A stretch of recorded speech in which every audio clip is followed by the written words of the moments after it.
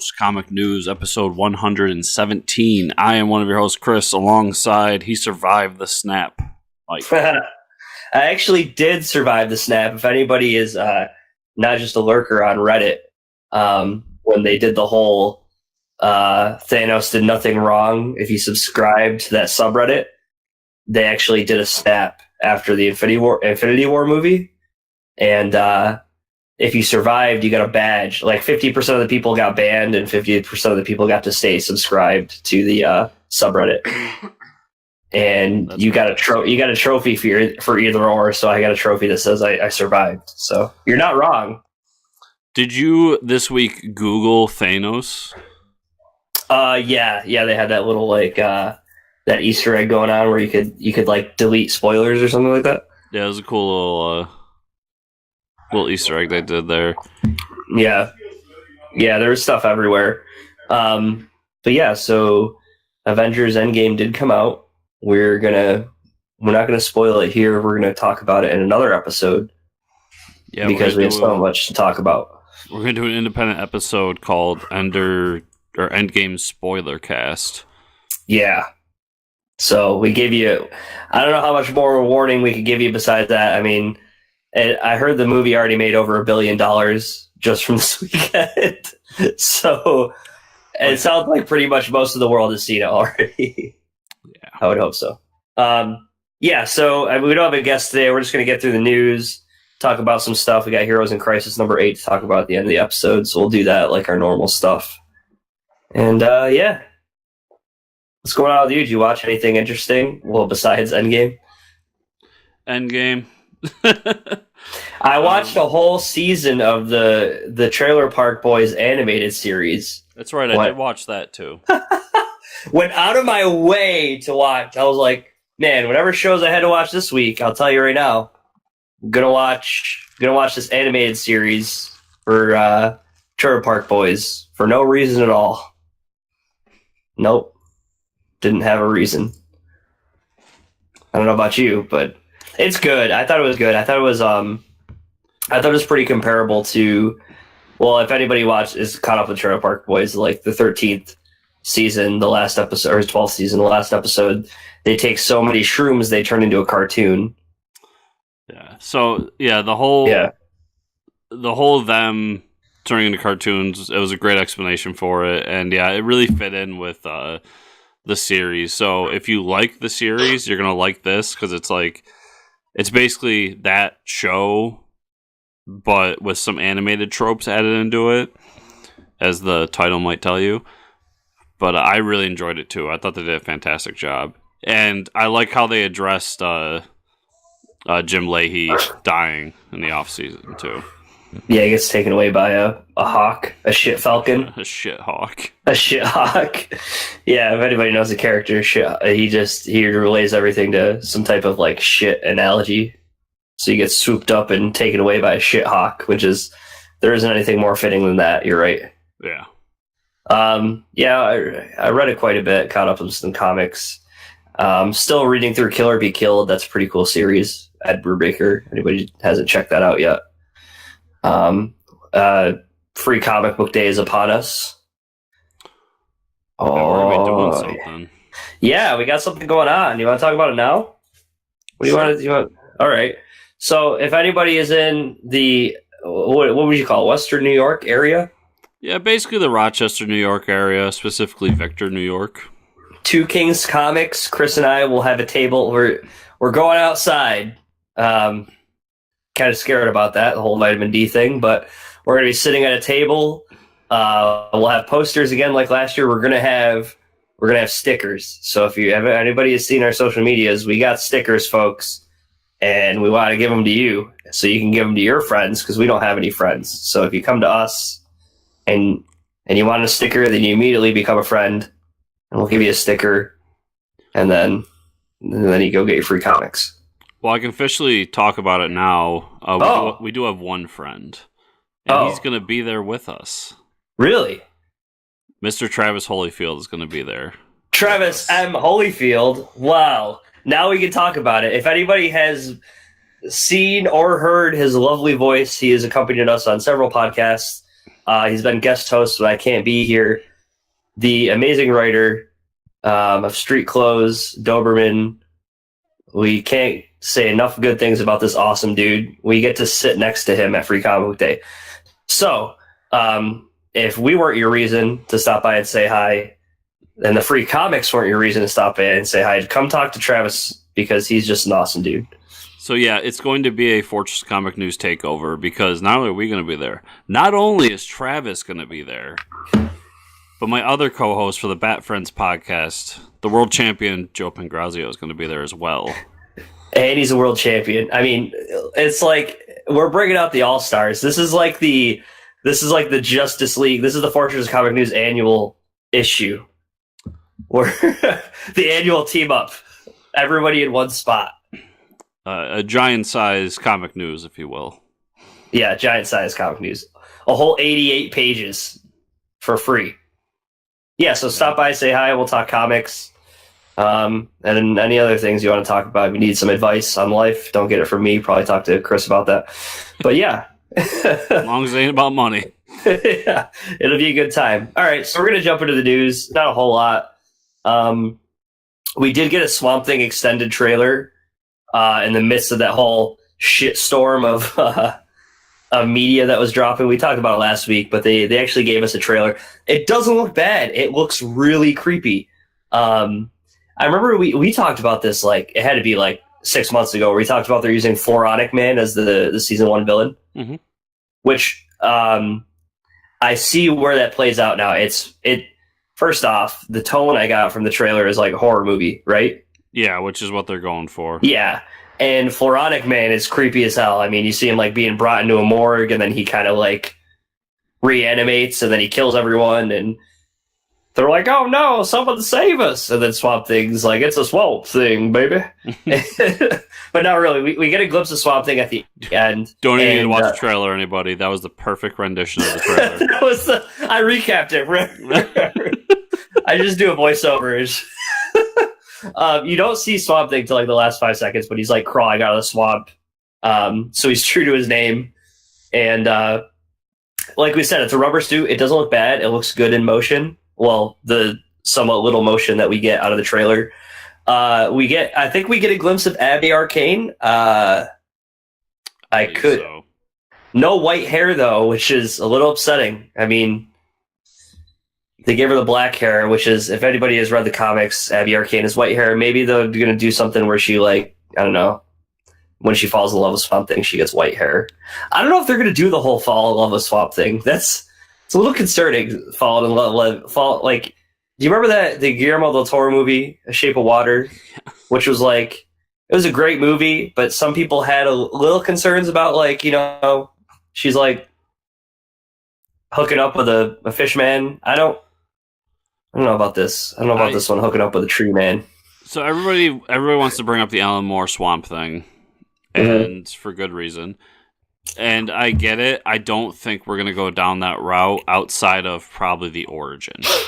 Outside of that, I think we're going to go a completely different route with it. As much as I would love to see Alan Moore's Swamp Thing realized in live action, I don't see them doing it.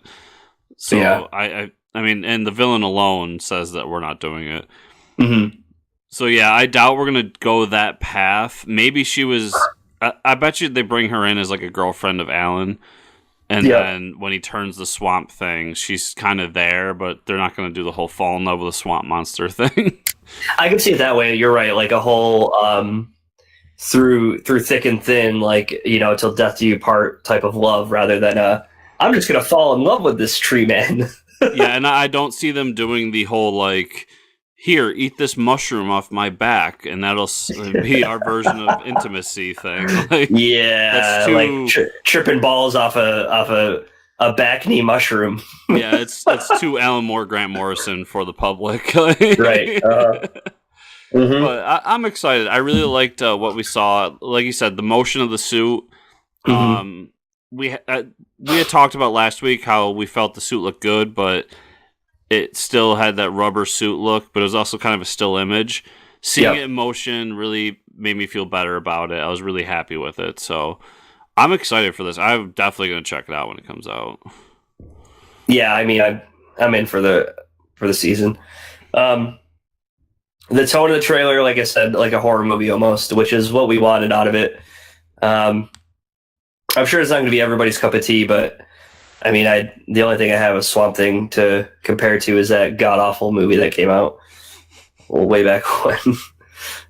Anyways, but yeah, so we got a little bit of movie news. Marvel Animation is they're attempting to make some animated adaptations of some famous comic book stories, or at least popular comic book runs, which is kind of like what DC's gotten in the niche of doing right now.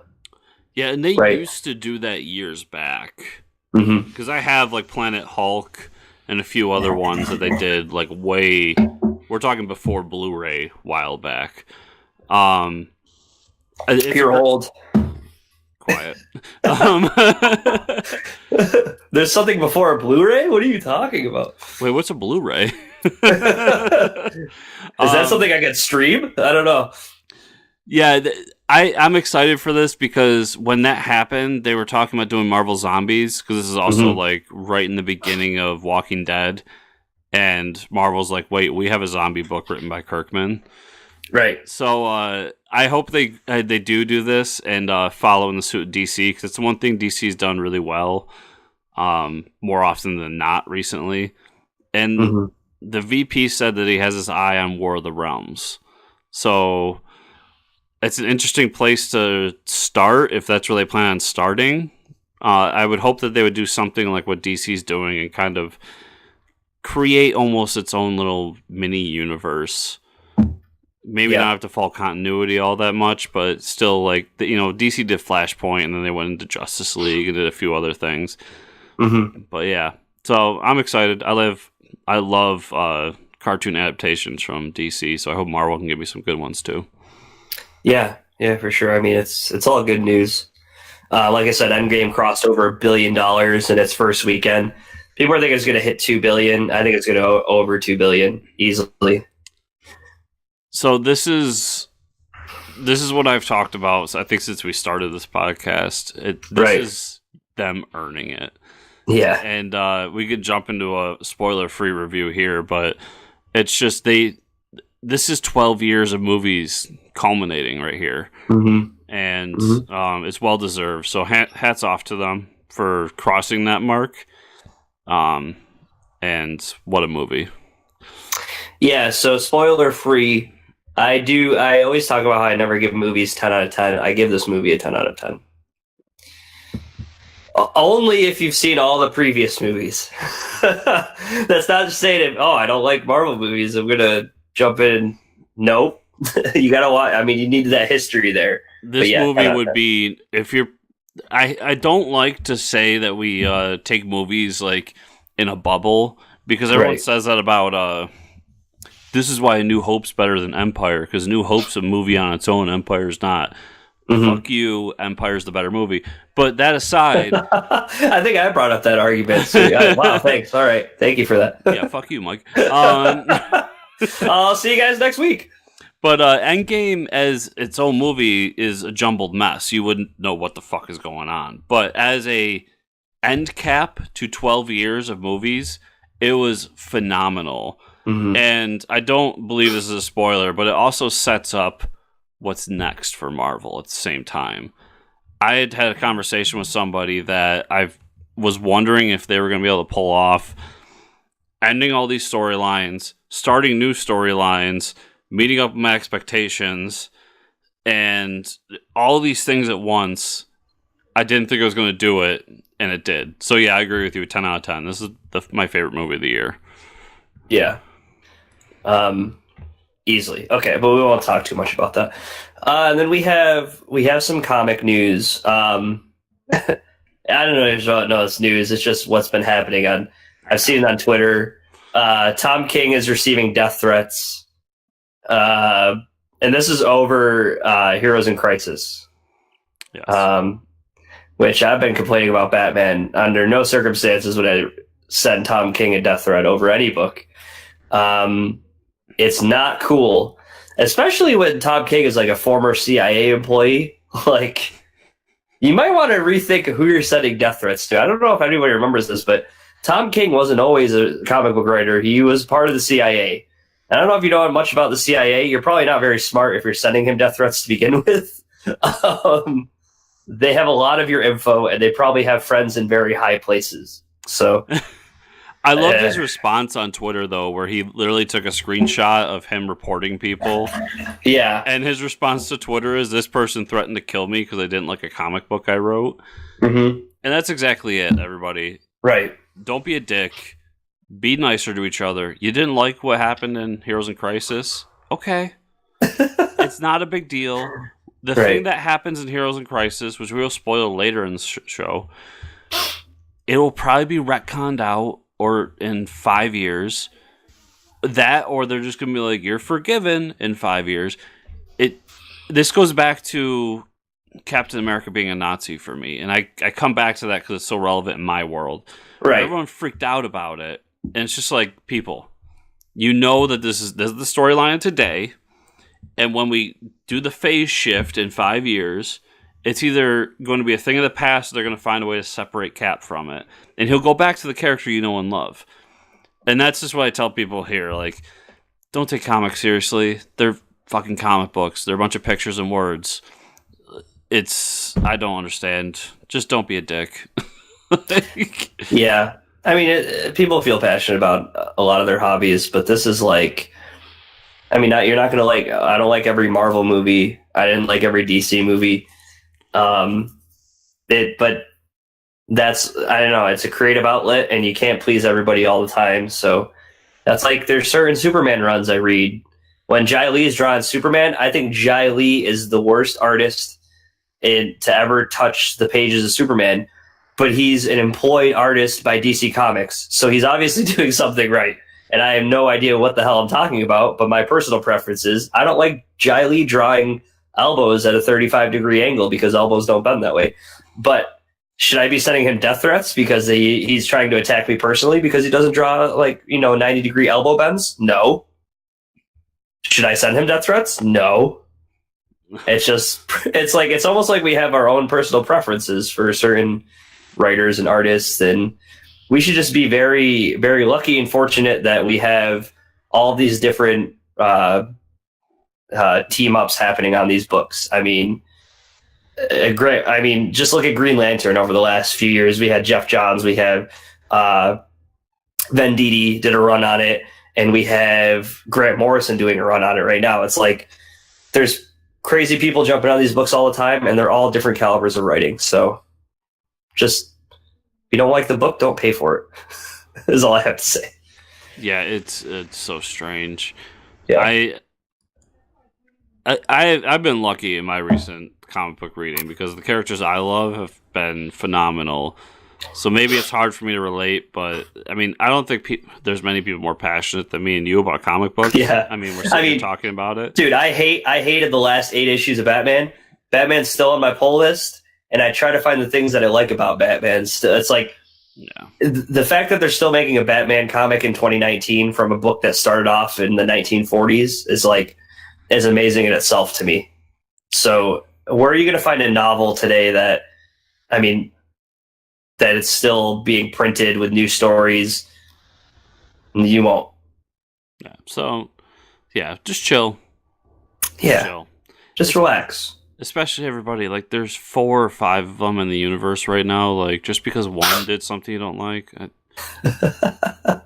we'll talk about that book at the end of the show. This is the chill cast. We're all about. We like to bring up these issues only because it's like, just chill and go read another comic. If you feel like personally attacking one of these writers, email Chris or I, and we will gladly redirect you to another book that you would probably enjoy a lot more than the one you're reading today. That's all we can do. If you don't want to spend your $4 over here, you can spend it $4 over here, or just follow the writer that was previously on that book. Go to another book that he's writing on. That's all I can tell you. Yeah. Anyway, Speaking of reading comics, we did a lot of that this week. I'm just going to jump in and talk about what I caught up on. Like I said, I've been reading Volume 2 right now. I just bought a bunch of trades because there's a sale going on of Kill or Be Killed by Ed Brubaker. Awesome book. It's really real. It's really real. It's real world stuff, and it's crime noir. The guy becomes like a serial killer, but he feels justified because it's like a vigilante, and he needs to kill people to stay alive almost. So it's a pretty cool book. There's no capes or anything like that. Caught up on The Prodigy, which everybody knows is a show coming to Netflix because Netflix purchased the Mark Millar world. And I caught up in issue 4. The 5th issue comes out next month, and it's the last and final of the miniseries with Mark Millar. It's a great 4th issue. The 5th issue is going to wrap everything up, but basically the premise of the story is almost like the Limitless movie or show where the guy takes the pill and he knows everything. Yeah. This guy already does. I mean, he's a prodigy, and he almost has like that mind palace from the Sherlock Holmes show with Benedict Cumberbatch, where he had Cumberbatch, but he has a bunch of people working in his mind at once. Well, we come to find out, even though he is like a genius, he does have a weakness, and he has a weakness when he takes someone under his wing, like an apprentice. He finds interest in like fixing people, like people with addictions, people with issues. He'll like take them under his wing as like an assistant, and then he makes them a better person. But that's his only weakness, is like he wants to better someone, so he kind of like takes a liking to someone he's training, like an apprentice. And during all their adventures, they're going to like Aztec temples, old ancient relics. And they're finding out that this alternate universe has left like clues along the way throughout time, through like different ancient civilizations of how to find this alternate universe. Well, the only reason this alternate universe wants to or parallel universe wants to come over to our Earth is because they've expended all their resources. They used up their planet. They're a little more industrial than we were and kind of move things along more quickly than we did, and they used up all the resources. So now they're like, okay, well, now we need to go to this other Earth and use their resources. So this cult that has been worshiping them is like, okay, well, we don't know how to get you guys over here, so we're going to trick this prodigy dude into figuring it out all for us. And they kind of like, in the 4th issue, they're like, okay, well, this apprentice that you took under your wing, she actually works for us. Haha. So now we know how to, bring all these people over to this Earth, so now you're screwed. And that's kind of how the issue ends. It's a great Mark Millar book. I mean, you know how the 3rd, 4th issue in a miniseries, he wraps it up with a twist. Just classic stuff that he's doing.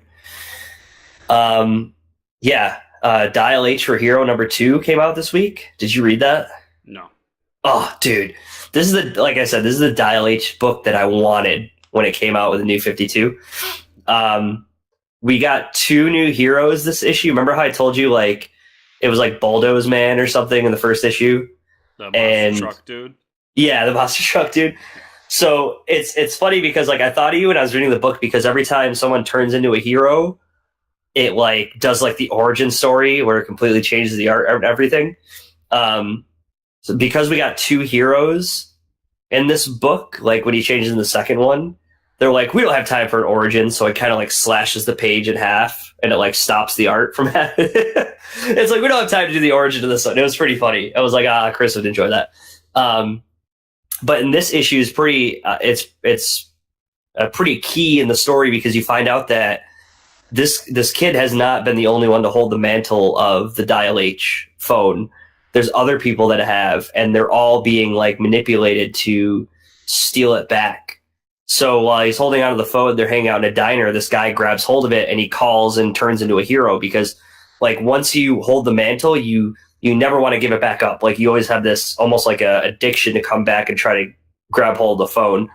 So the guy, the stranger that grabs it, he dials it and he like instantly becomes, if I had to describe it, it's basically Kid Goku from the original Dragon Ball series.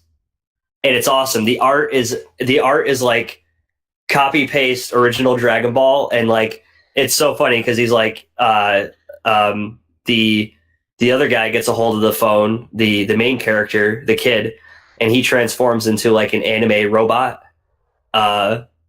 characters, so they're like fighting each other, but their art styles are completely different. Oh, it was such a great issue, and you get a little more depth to what's going on in the Style H phone. Yeah, it was so good. Interesting. Yeah. Venom came out this week. I didn't read Venom because it was part of War of the Realms, right? Yeah. So you want to talk about that? Because they had this like big like this big thing in the front page, like if you haven't read, you know, War of the Realms, you're going to be very confused. And all I remember you saying is like, if you don't know your shit, don't read War of the Realms. So I kind of avoided that book this week. Yeah, it is based in War of the Realms. Basically, all you need to know about War of the Realms is that Malekith has an army from all the other realms, and they're invading Earth. Oh, okay. If you know that much, you can get through the book. So we get this witch who gives Eddie this stone that is able to give him whatever he wants, and what he wants is Venom back. Mm-hmm. So he gets Venom. He gets a brand new costume. It's interesting. I like the classic Venom that we've been getting throughout the series, and he uses that to start to fight off some of the elves and monsters that are in New York City to protect his son. And that's the basis of the book, basically. I'm trying to remember how it ended because I read a ton of comics this week. But so we get a hint at a classic Venom villain, and this witch also helps him out.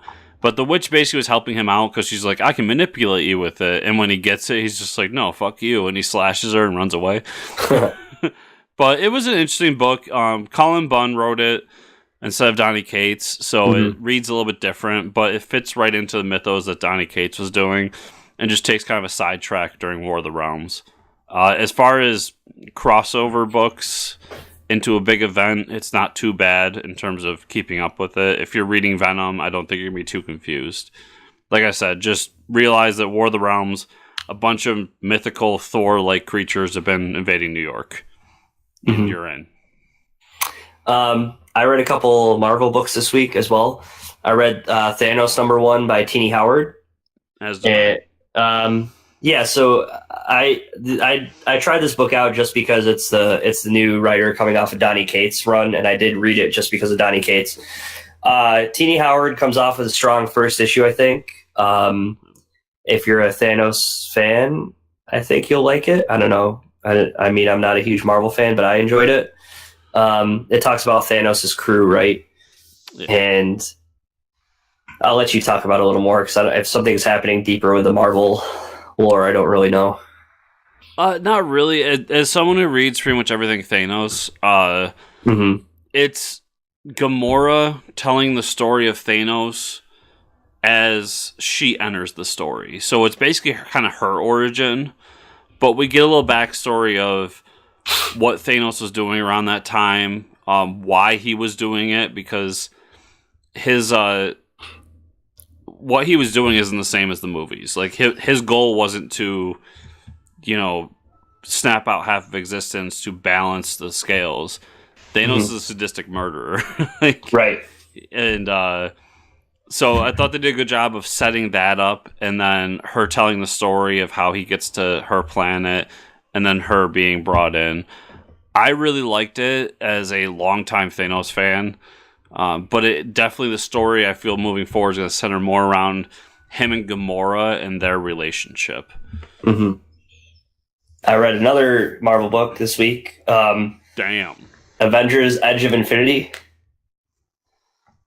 I did not read that. It had a picture of MODOK on the front. What do you mean? You haven't read it yet? If I remember correctly, those are reprints. Oh, okay. I could be wrong though. Well, I've never read it. It's MODOK's scheme reaches its end game. I don't know. Basically, MODOK. I've never read a book with MODOK, so I figured I'd read this one because it's #1. It had him on the cover. Basically, he has this plan to pull the moon closer to Earth or something like that.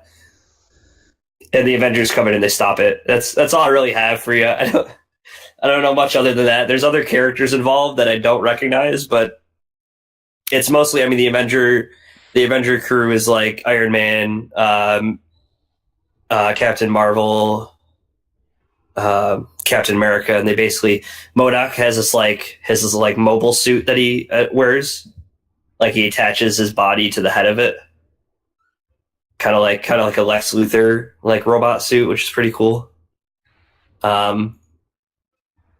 Yeah. Other than that, I read Sharky the Bounty Hunter this week. I read quite a few comics.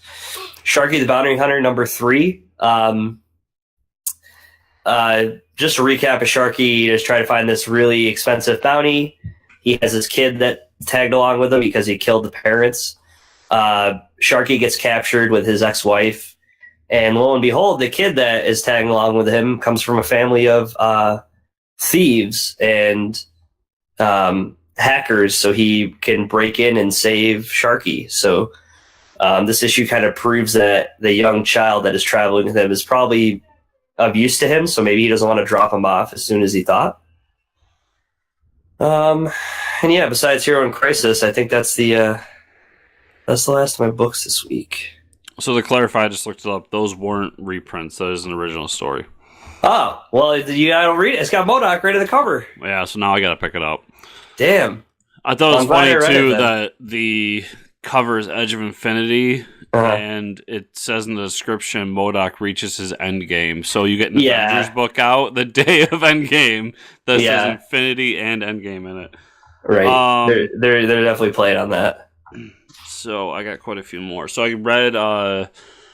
I caught up on Batman Beyond. Batman Beyond has been hitting this stride with Joker and trying to really attack the idea of where Robin fits in the Batman mythos and if he's necessary. And what's great about this is that Dick Grayson's also in the book now, and he has his own opinions of it, and then Bruce has his opinions. And I thought they did a really good job with that. That's been a fantastic book. Caught up on Justice League. Everything you've been saying. That book's awesome. Yeah. I got Star Wars Galaxy's Edge, which is the comic book based on a theme park based on a movie. Oh God. So this story is all about this guy who lives in Galaxy's Edge, and he's basically a Jabba the Hutt kind of character, like a mobster. And he's a guy that can procure anything. And we get this idea because he has a baby Sarlacc. And this is kind of him telling the story of how he got that Sarlacc. And of course, Han Solo is the one that got it for him. Of course. So you get a Han Solo story in there, and then it ends in a way that I think Han was the way to suck you into the book, but there is a deeper story that's going to be told. And I actually really enjoyed it. I mean, but I'm a sucker for Star Wars, so take that with a grain of salt, I guess. You'll read a Star Wars book about the trash chute. I will. I really will. The Realm #13. The book's just fantastic. It's we're at a place where they're in this house that the guy who runs it, he's a smuggler, and he's able to find all these things, and so the crew kind of stocks up, and then they sit around and try to figure out where they're actually going, because the guy who's taking all these people to Kansas City, he's one of those guys that I'll get you from point A to point B, and I don't ask too many questions. Well, things have gotten a little out of control, so he's got to start asking questions. And basically, we're heading there because there's still a science facility that's trying to figure out what happened to get all these dragons and orcs and everything to come to our dimension. Like I said, the book's fantastic. If you haven't checked it out already, check it out. Redneck #19. I feel like we haven't had a redneck in a while. Speaking of Andy Cates. And this book is just dealing with the aftermath of the wedding. So I really enjoyed it. We end up getting to a mythical land that's only the undead can go to. Oh, wow. And it was just a really good story to kind of set up where we're moving to. Action Comics 1010. Leviathan is rising, and we're trying to figure out what's going on with Leviathan. Oh, no. So there's all these different theories of who Leviathan is at this point, and nobody quite knows. Clark and Lois are undercover. They try to get in with a Spiral agent to figure out what's going on. And the long and short of it is this was kind of a filler issue. Mhm. They get to this point where they meet with a Spiral agent. They talk about it. We figure out who this guy who's... I don't remember his name. I've never seen him before, but apparently he has some history in DC. But he's basically a walking skeleton. And the thing that attacked Spiral to begin with attacks Superman, and Superman takes care of it. And now he's going on a rampage. He's like, I need to figure out what's going on with this Leviathan, who it is. So it was an interesting issue, not the best, but I enjoy where they're going. I'm at the point where I kind of like get to the point and let's move forward with this story instead of kind of dragging it along as this mystery that I'm not that intrigued by. And then Freedom Fighters number 5. Oh yeah, I read that too. What? Oh, awesome! I love Freedom Fighters so much.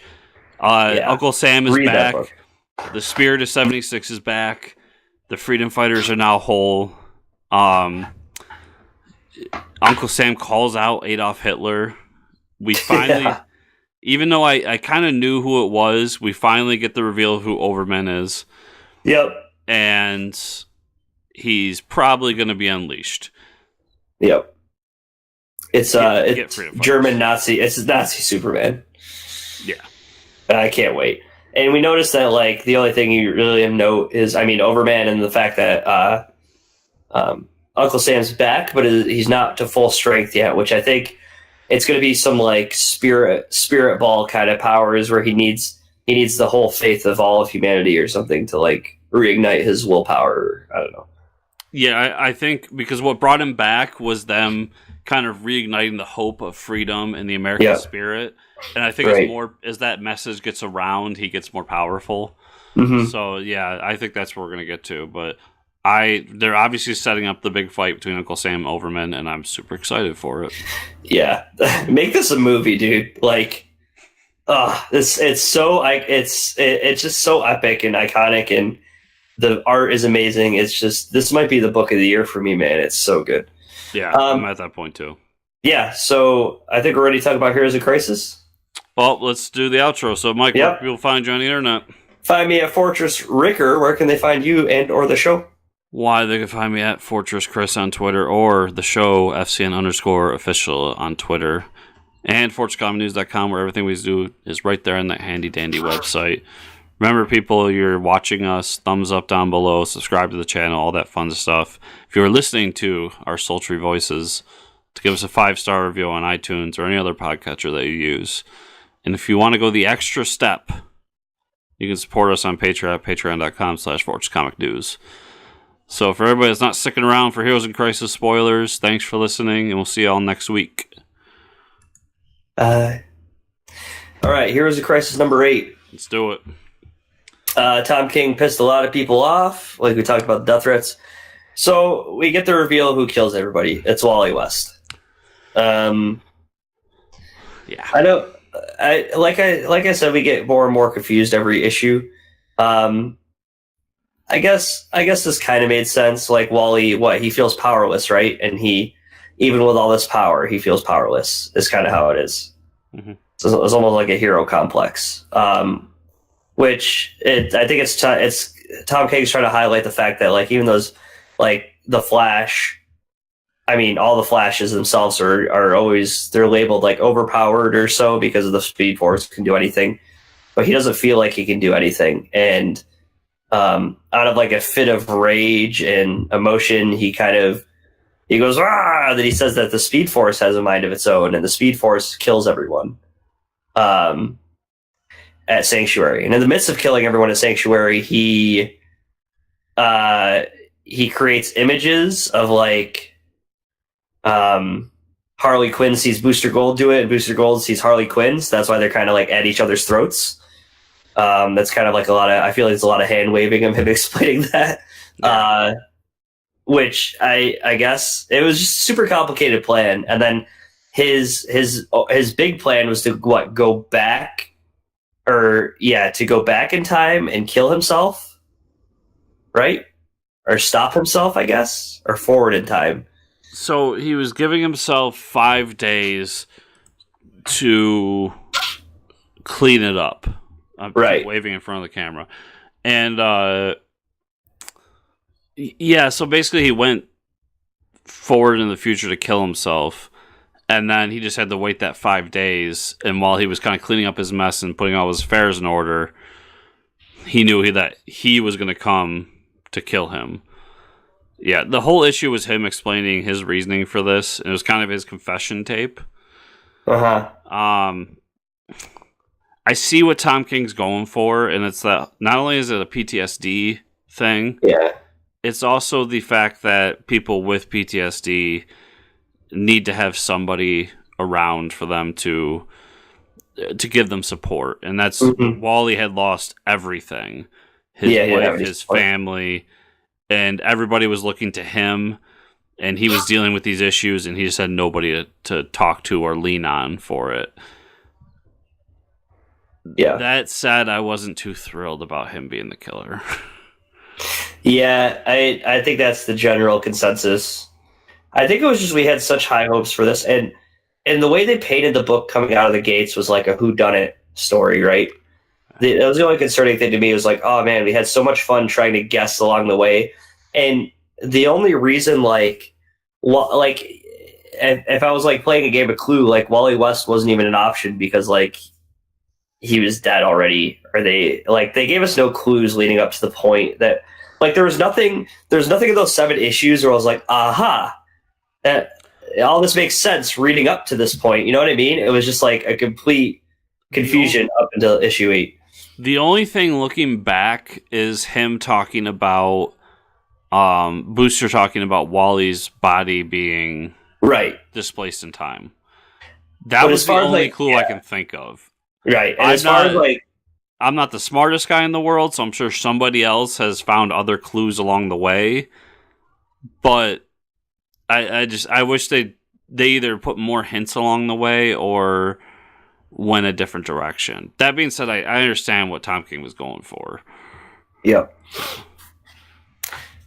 I think we still have another issue of this too, don't we? Yeah, there's one more issue, I believe. So this got to be the Backlash issue, like what everyone thinks. Yeah, it's all just a dream. Tom King's rewriting it right now. So we'll just wait a couple more years for when Jeff Johns comes in and fixes the continuity again. Yeah, so like I was saying earlier, like this is gonna. Who was it that? Who was the murder in Identity Crisis? Was it the Atom? In Identity Crisis? Yeah. I thought it was it Green Arrow? It's been so long since I read that book, but oh no, it was Dr. Light. Okay. And then they murdered Dr. Light. But that was the thing, was like the that's right. So I'm thinking the heroes murdered the murderer almost, so it was a big deal. Okay, so I got that wrong in my head. But that being said, like Wally West Prime will be back. And I'm sure this will be retconned or they'll just be like, don't you murder people again, Wally. Yeah. Don't do it. We'll give you a pass this time, but the next murdering spree, we're really going to put you down. But it wasn't me, guys. It was the Speed Force. God damn it. All right, everyone. We'll see you next week. Says. Yep. Thanks for sticking around.